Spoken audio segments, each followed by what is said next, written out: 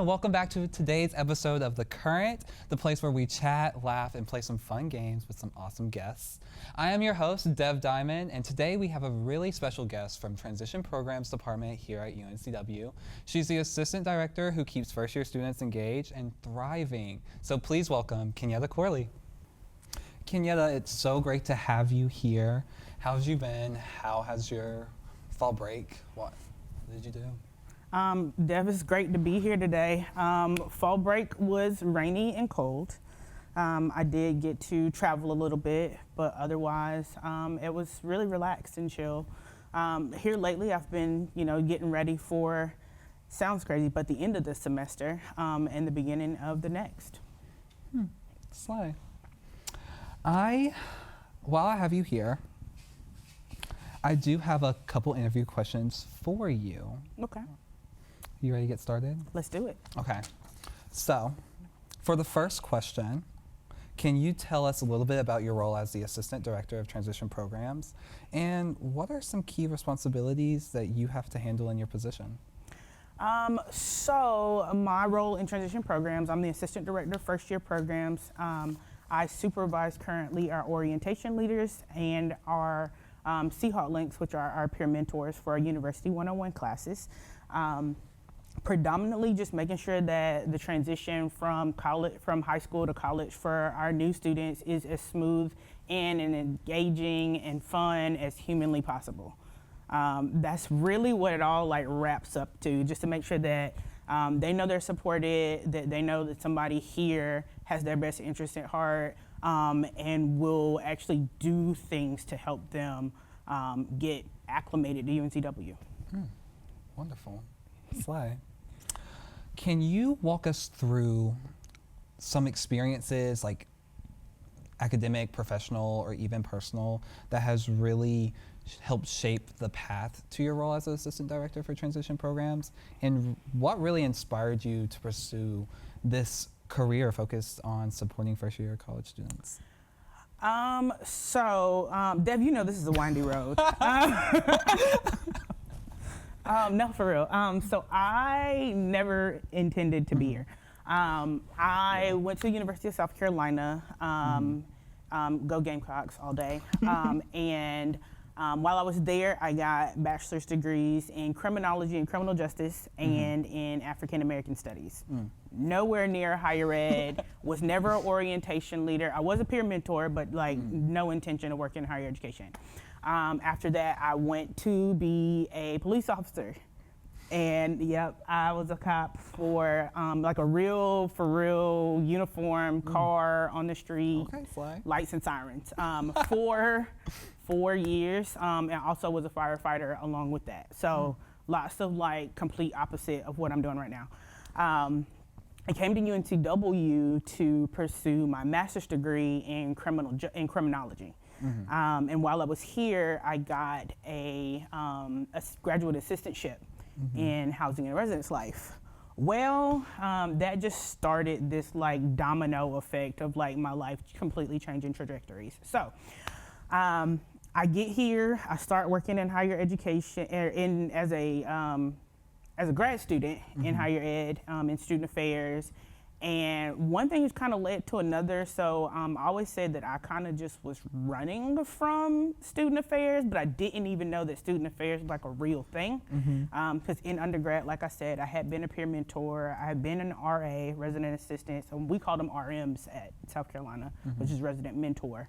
I had been active in clubs and organizations on campus, but I never really, I had supervisors, but I didn't, for some reason, imagine that you could do this for a living, and nobody ever told us. Which also, this was not even in the picture. I get here, I kind of find a real passion for working in student affairs, and one thing kind of led to another, and I'm here. So there's that. I'm glad you're here, though. I'm glad to be here, to be honest. Especially now, I went back home. You asked me about fall break, and I saw some of my old coworkers, and they were like, "How are things in Wilmington?" And I was like, "Things are great. How are things, arresting people and having to work 12-hour shifts. And they were like, get away from us. Oh gosh.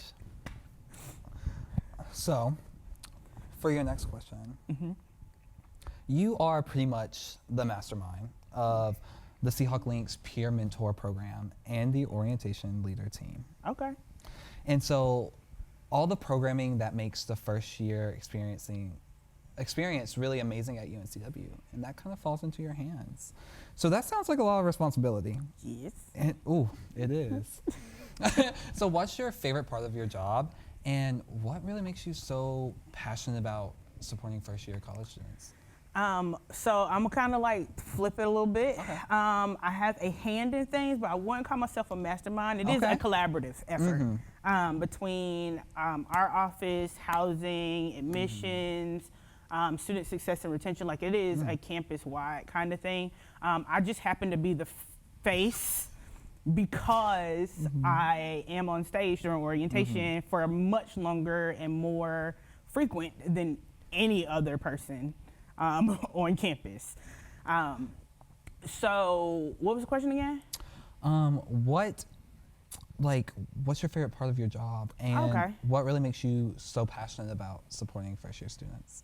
So my favorite part, honestly, is seeing students just succeed. Honestly, it's kind of a fun moment when you meet a student at orientation and then you see them start to kind of get acclimated. You talk to them, they're like, oh, I'm running here, I'm running there. I got rest, I am looking forward to these things. So seeing a student succeed is really important to me. It's also, like I said, one of my favorite things about being in my role. And then the other part of that, I really love is just being able to connect with and talk to students like you and be a part of your journey. Our relationship goes back since my freshman year Yes. here In at the UNCW, woods, in the man. woods, at In the this woods. leadership retreat that Campus Life puts on. And you've been watching me grow since day one. I think I was a whole different person. Yes, you were. And I don't think A I would whole be different person. I really was. And I don't think I would be the person that I am today without your support, truthfully. And I mean that from the bottom of my heart. So let's go ahead and move on to the next question before I get emotional. How do programs like the Seahawk Links and the Orientation Leader Team impact the college experience? I think greatly for those programs, especially being essentially the first touch point. Not every student comes for a tour or for a Seahawk preview day or a Seahawk Saturday, but every student is required to come to orientation. Yeah. And all of our first year students are required to go to uni. So those are those touch points. And so the importance of those programs is really wrapped up in making sure it's students supporting students or students supporting incoming students. And as you know, I think anybody can relate with the fact that transitions can be really hard. And when you have someone, not just a person there, but a team of people, really a support system, like a true system in place to kind of help you get through those transitions, it can be really pivotal and contribute in some pretty major ways to success within the transition and then on the other side of things. For our orientation leaders, their real purpose, I think once you get down to it, is just to lay out, just to give the lay of the land, right? Yeah. Here's where we are. We're gonna show you around campus a little bit, because like I said, not every student comes to tours. Also gonna kind of let you know about some of the resources that are available. And then we're gonna give you some time, some space, some opportunity to meet some other students who are going to be here going through the same things that you're going through. Then the Seahawk Links kind of pick it up from there. Once they get here in August, about these things, kind of reiterating some of those things, and then actually encouraging students to use them. So there's the orientation leaders imparting the knowledge, and then the Seahawk Links kind of encouraging the usage. And in the transition of everything, like that can be really, really important because there's a difference between knowing something exists and then actually going to the writing center or to the counseling center. And actually, I encourage our Seahawk links to, like, if a student is apprehensive about using those resources, like, offer to go with them. Getting involved in clubs and organizations. A lot of students don't even know where to start looking, even though we talk about it at orientation. Once they get here, like that was in June, they get here in August, the day we in orientation, in the orientation world, like to say that orientation is like trying to drink from a fire hose. You can get a whole lot of information very quickly in a very short period of time.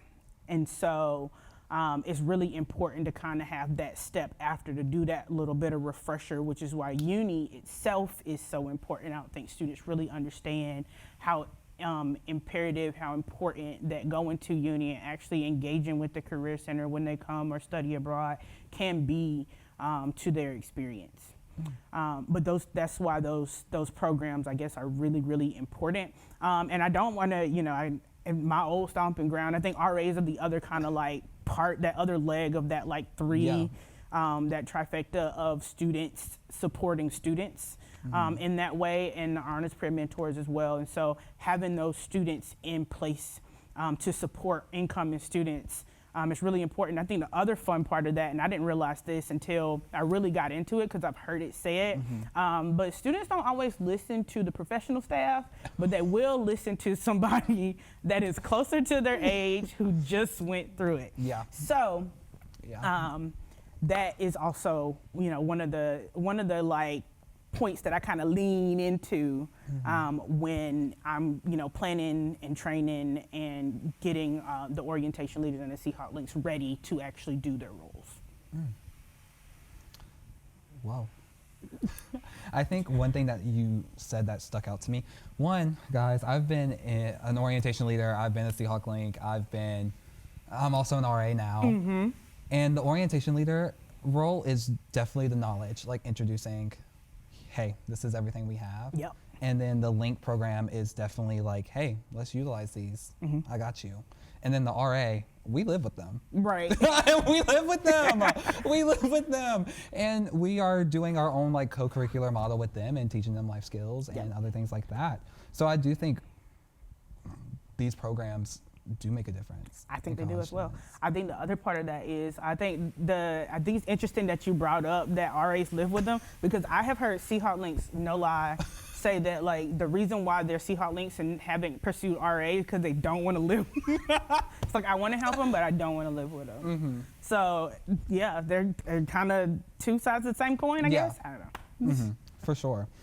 So this next question, I think you kind of answered it a little bit. But it's like, what role do you see peer mentors kind of play? And like, why are they really important, not just for college students, but in like a grand scheme of things? I think there's value, and I think I might have said this before, value in having someone who has just undergone that experience kind of help you through it. I consider myself a mentor, but to all the students that I supervise, but I'm the mentor who mentors the mentors. It's this long like mentoring line that happens. And so I think that part of the importance of it is that there is that peer model. It's the reason why we didn't, I didn't start the links, of course. It's been around since 2003. So probably older than you. And then 25 years in like 2 years. So part of the reason I think they went with this model is because there is the I just did it thing, right? And so, or I need to do it too so we can do this thing together. It's kind of a hand in hand, side by side type thing, whereas when you have something like, and this comes to mind is the Cameron Executive Network, right? When you have something like that, then it's, I'm gonna kind of walk you through what I did X number of years ago, which can be very, very different. It's a very different world now than it was years ago when I went to college, right? And so I'm not gonna give you the real number. That's crazy. So you probably still don't even know how old I am, but it is very, very different now. And so I can give students some guidance on, here is how I think you should do this, but I have no need to go to the tutoring center. I have no need to go to whatever club meeting, but if a Seahawk Link or an orientation leader has an interest in, club cheer or in being a part of the sustainability club or being a part of, ACE or anything like that, then they might say like, come along, go with me. Yeah. And that takes some of the anxiety out of it, right? Because I'm going with somebody I know. I think one of the things that kind of deters students sometimes is they want to go do the thing, but maybe not if I don't know anybody there. Yeah.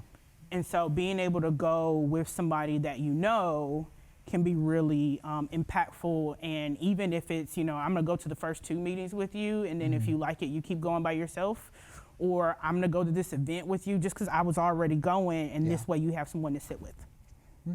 Those are the kind of things that I think are really, really important and impactful for mentorship and peer mentorship specifically.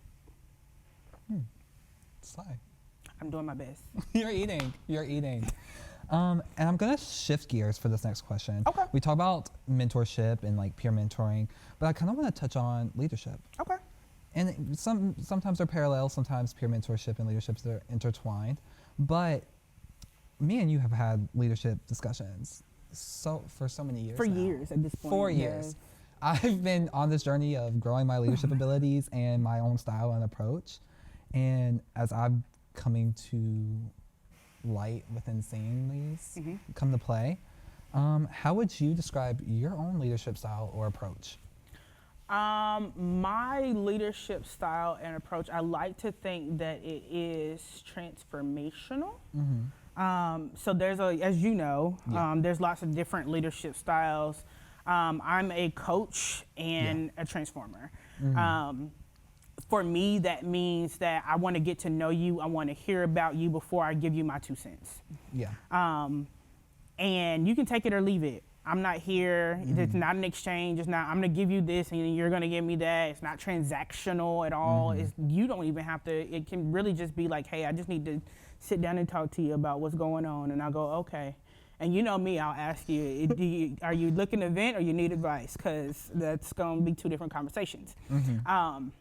And so my leadership style approach is transformation. Like I want to help you get to what you need to get to or where you want to go ultimately.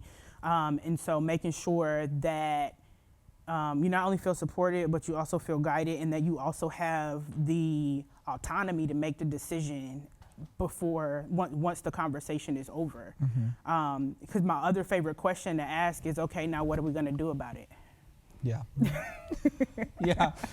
And I've asked you that before. I know I have. You have. You vented, or you told me what's going on. What do you want to do about it, and how can I support you in taking the actions you want to take? I think that's really, really important because as a person goes through their life, there are going to be times and periods in which it's going to be important for them to not only actually make the decision, follow through with it, and then own the consequences or repercussions that come after it, whether they be good or bad, right? And so some of that just like is me absolving myself of responsibility, but also like being, the age that the students that I work with and acknowledging fully backgrounds and experiences and the vastness of all of that. Sometimes I get students, they're like, I have never done this thing for myself. I don't know how to go about or approach it. And I'm like, okay, well, let's talk about it. Now that you've talked about it, what would you think about it? What do you think you should do? Yeah. What do you want to do? And then I'm happy to kind of give you guidance through either going that way or kind of steer you in a different direction. Because the direction that you're going in could be not great. Yeah. Yeah. I think I would say, I don't know if I've gotten this from you, but I think my leadership style or approach kind of like is similar in that same boat. Very transformational coaching even. And I think that comes from mostly RA in like my life. But I do think when you said transformational coaching, that really stuck out to me. But before we transition into our next piece, is there anything that we haven't asked you or something that you just wish people would know about your work or like your role or who you are? I'm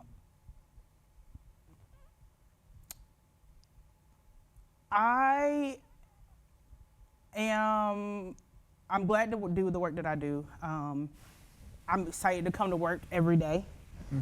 Just because no 2 days are gonna be the same. You came to orientation, literally same group of students, day one, day two, and it's completely different situation. And there really is, there's an excitement and enjoyment that comes from doing the work that I do. I told my first supervisor when I got here back in 2019, I told us that the day I stop having fun at work is the day you'll get my 2-week notice. And I'm still here, so apparently I'm still having fun, and it's okay to have fun at work, right? It is absolutely perfectly fine. If you don't enjoy the work that you're doing, now I know old hat, like back in the day, they were like, if you love what you do, you'll never work. No, you're gonna work, okay? That is a lie. Look at me in my face. That is a lie. Even if you love what you do, you will work. But if you enjoy it, it makes the work a little bit easier. So that wraps up our interview portion with Kenyetta Corley. But don't worry, we'll be right back with a fun activity to test Ms. Yetta's orientation leader team knowledge. But first, let's pass it on to Anna with Wade Watch. Hey Seahawks, the orientation leader application is officially closed, but no worries, there's another opportunity coming soon, Seahawk Links. These are upperclassmen who help first-year students ease into college. Keep an eye out, that application opens in the spring. Coming up in November, transition programs will host Fired Up for Finals. Think de-stress crafts, interactive booths, and finals-ready giveaways to help you get in the zone for your first round of finals. For all the seniors out there, or anyone graduating soon, don't forget to apply for graduation. Even if you're not walking at commencement, you need to submit your application so your degree can be conferred. Look out for these important deadlines. And finally, want to stay in the loop? Follow UNCW Transitions on Instagram. That's where they'll post updates about the Seahawk Link application, upcoming events, commencement info, and more. Thanks for listening, and back to you. Thank you, Anna. All right, Kenyetta, it's time to switch some gears. Okay. Let's play a game called Guess That Orientation Team. So I'm gonna play you bits and pieces of past orientation leader team songs, and your goal is to really guess which year that particular orientation team used that song. Okay. So, are you ready? Sure. So, here's the first clip. Take your best shot. Okay. And yeah. I'm a good center, go get a 4.0. Go to class, do my work, and it starts to show. It's time. I know the song, because I know I don't understand degree where she's gonna have. I know the dance too. Hold on. This was 2024, I think. It is. It is? Yeah, you're correct. Yes. Okay. Slide, you got the first one correct. Okay, 2 more to go. Okay. For the next song, here's the clip. Get involved on campus. Sports love harder than arts. Will be.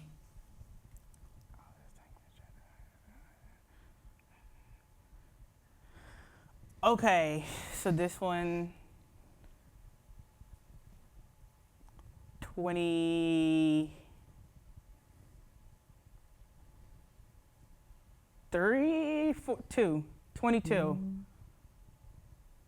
This one's a trick because we use it twice.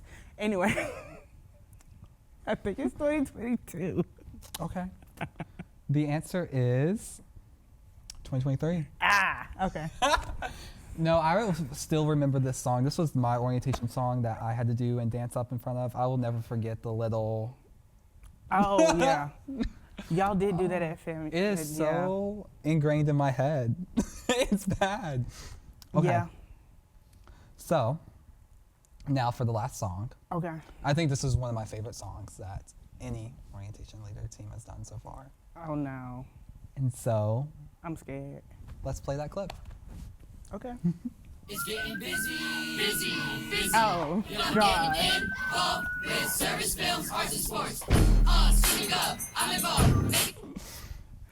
Okay, this one's easy because we just did it. It's 2025. That's 25. I think that, y'all ate with this one. Y'all did. Okay, so fun fact. All three of those, I wrote them. So most of them is the orientation leader team, but those three I did. Did you know that? I think I did. I knew you did the one with the Beyonce part. Okay, yeah. Yes. But I did not know you did the sticky one. I did. Reagan, we kind of went back and forth on some stuff, but yeah, I'm intrigued. Y'all's theme this year is rock and roll. it is. So I'm excited to see what that song is going to be like. Me too. But I had fun, and I hope you had some fun too. I did. Thank you And for inviting me. You're welcome. You did do pretty good, 2 out of 3. Okay. 2 out of 3. I don't know the percentage. I'm not good at math. But thank you for playing, Ms. Yetta. Thank you. And before we end this episode, I do have one final question for you. Okay. What advice would you give to incoming students to help them make the most of their first year? This is gonna get real deep real fast, but it is my favorite quote of all time, and I have no problem ever sharing this.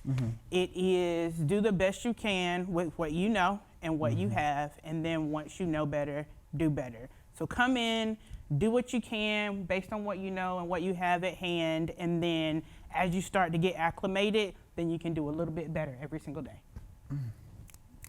That's wonderful. And I couldn't honestly say it any better. Really. Do my best.